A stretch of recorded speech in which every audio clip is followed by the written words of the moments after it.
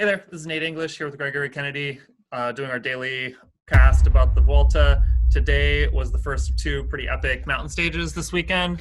So they had multiple categorized climbs. They had a smaller Cat 1 and then a couple of more challenging Cat 1s finishing on a mountaintop. And a lot of stuff happened in the GC, and we expect more of that tomorrow. Gregory, do you want to do a quick rundown of what happened? Okay, wait. Before the stage rundown, we can talk very briefly about the protest that happened before the stage. So yesterday there was a controversy about the finishing times and whether or not there should or shouldn't be a 3-second gap in the field. So Gregory, what happened before the stage today, and do we care? I think it's really fascinating what happened. I find it to be unique to cycling. There's a lot of rules. The rules are complicated, and commissaires are allowed to interpret the rules and change them. So what happened yesterday was it was actually ranked as a bunch finish because it has this crazy steep climb, and then it does flatten out for like 100 or 200 meters, not a lot. So they did declare this one a bunch finish stage. In a bunch finish stage, the GC riders have a 3-second gap that they're all given the same time. But the result of that stage was not ending in a bunch sprint. It ended up in what you would consider an uphill finish style ending, where the GC contenders were all battling, and Roglic clearly won the stage, not in a bunch sprint. And that's why the time went back and forth about should Carapaz be given that gap or not, and what time will he get. And so the UCI eventually, after back and forth and posting different times, decided that they were going to actually penalize Richard Carapaz 3 seconds because it didn't end in a bunch sprint. So then this morning, it looks like Froome and Ineos were not happy, and supposedly other riders too, and they held up the race demanding to speak to the commissaires. And I was chatting with Nate earlier how that's really unique to cycling. Like, there's rules about timeouts and how things work in a lot of American ball sports, but I don't know, or it's really unusual to have the players themselves hold up the start time of the game and demand to speak to officials. And it happens in cycling on a somewhat frequent basis.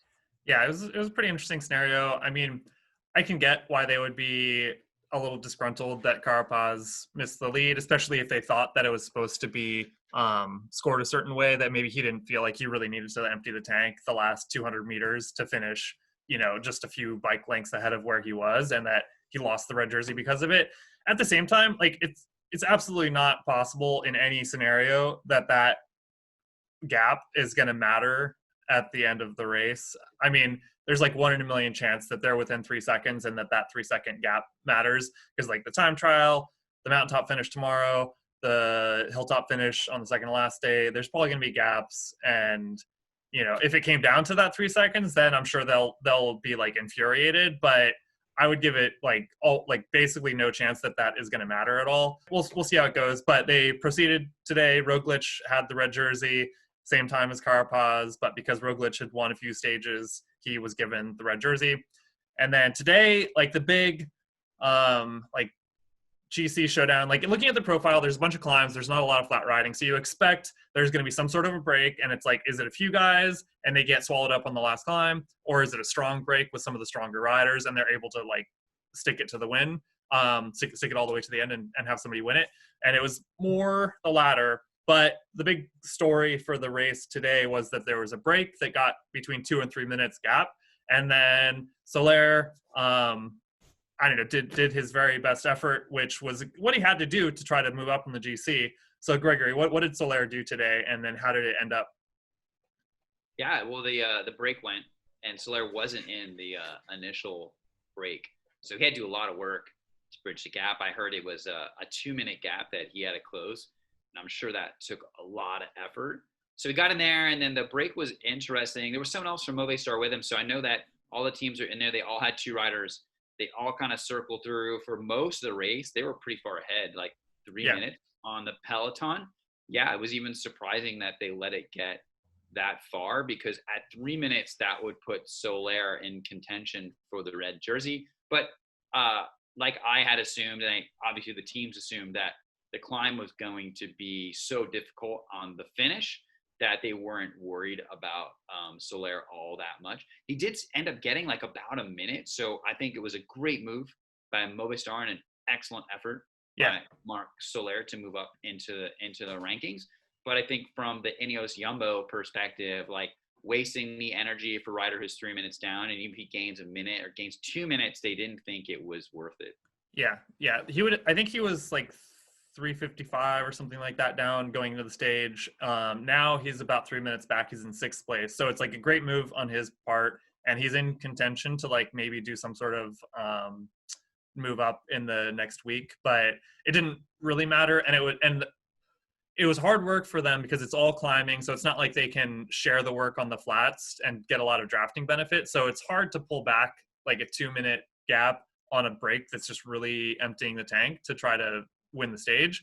But yeah, he's with a gap of 3 minutes or less and at like 2 minutes going to the last climb, there's no way that it's going to really matter for the podium. And so, Carapaz and Roglic, they're fine to, like, they would love to win the stage, but they would be fine just like finishing together and waiting for tomorrow, waiting for the time trial, waiting for the second to last stage, and just see how it goes.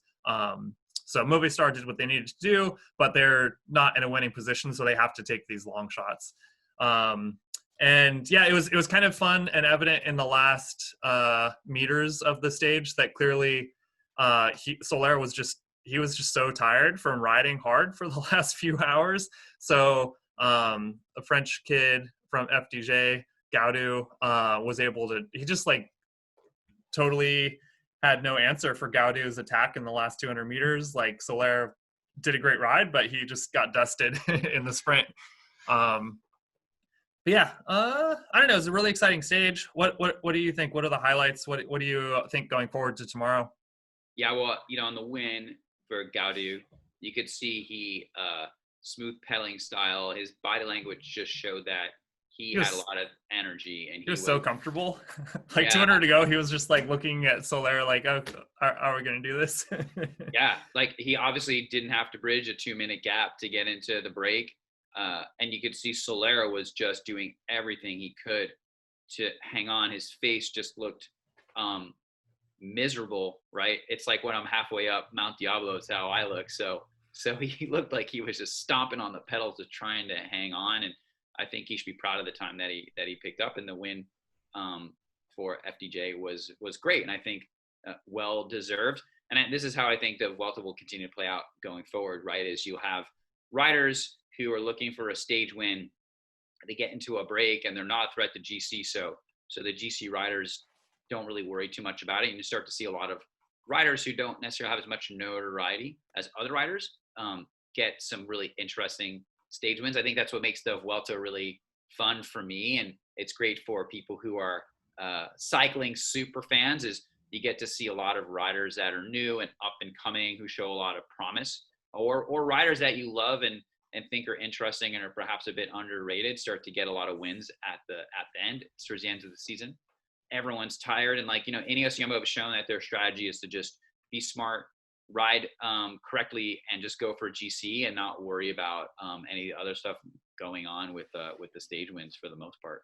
Yeah, they just want Roglic to be like up there in the front group at the finish, and if there's an opportunity, he's going to go for the stage win or for time gaps, but otherwise try not to waste any energy doing stuff that won't matter at the end. Tomorrow's going to be really fun. It's similar to today. There's a couple Cat 3s, a couple Cat 1s, and then the finish on the Angliru, which is a HC climb. There's like, 25K of flat riding at the beginning, and then there's maybe like a few minutes going into the penultimate climb where there's a sprint point and it's like kind of flat. So there's a little bit of room for teams to do some work in there, but mostly it's just going to be pacing up these big climbs, and it will create some opportunity like there was today where there could be a break, or there could be some, like, I could see somebody attacking from the field going over that penultimate climb, like maybe a few riders who are like, 5th, 10th, 15th on the GC, they see there's no more flat riding left. They have good legs, and they want to make a attempt at moving up in the GC. It depends on how hard it is and what's going on before that. But I could see, Jumbo and Ineos watching each other. They're going to go over the last 2 climbs together and then just let it sort itself out in the last 5 or 10K of the Angleroo. But that might create an opportunity for a good climber, like maybe Martin, to go on the attack. I don't think that Martin would, because he's still high up in the standings, but somebody that's in the top 10 or just outside the top 10. I hope that somebody's aggressive enough and feeling good enough to make something exciting like that happen. But at the very least, it's going to be epic. The last 5K, the Angleroo is really tough. That's a tough climb. It's been featured in Vuelta many times. Really difficult climb. It's so difficult that I don't think anyone will take a huge risk and try to go for it. Those things like what Froome did in the Giro, I think those happen on stages that a little bit flatter, a little bit easier to kind of get a huge gap, even though those things are exciting. Tomorrow, I think, yeah, it's tough. Soler is tired, right? He had a great day today. So yeah, Movistar are not in the position. They're the team that would need to do something like that. Yeah. I don't see them doing it. I'm seeing an outsider who has no team to work for them. If they're feeling good, I could see them attacking early.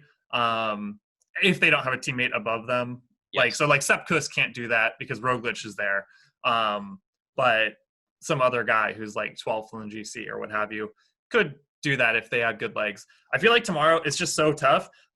The GC riders will all be watching each other, and they'll be mostly together. But I think it's so tough that some of them will get dropped in the last 5K, and some of them, if they sense weakness, will go on the attack. I don't think there'll be huge time gaps. It's not like somebody's going to attack at the bottom of the climb and put 3 minutes in.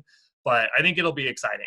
It'll be more exciting than today, where they just kind of all watch each other and I don't know, do a sprint at the end, but it's they're just finishing together. It should be fun. But yeah, that's going to be great tomorrow. It's the big, I don't know, the most exciting mountain stage probably of the race, at least in the profile. We'll see how it unfolds. But yeah, any parting thoughts? No, I'm really looking forward to tomorrow. I have no idea who will win the stage. As the Vuelta goes on, it gets very difficult to start picking out the riders in advance. I mean, once the race starts, I'm happy to put some bets on people in the break, like today. That was a good bet on Gaudu, and he did do it. I think on the GC, there's a possible shakeup, or maybe Roglic and Carapaz stay tie. That's an interesting place for them to be in. I think it's very exciting. So I can't wait to see what happens. Yeah, the pressure will be on for the time trial. I feel like given the profile of the race overall, you wouldn't necessarily expect a short time trial to have so much weight. But if they're within 10, 15 seconds of each other, it's going to be really consequential. But yeah, that'll be fun. Tomorrow, big day. Monday is rest day. Coming back on the time trial after that. So we'll be back again tomorrow. Thanks, Gregory. Take care. Bye-bye. Bye.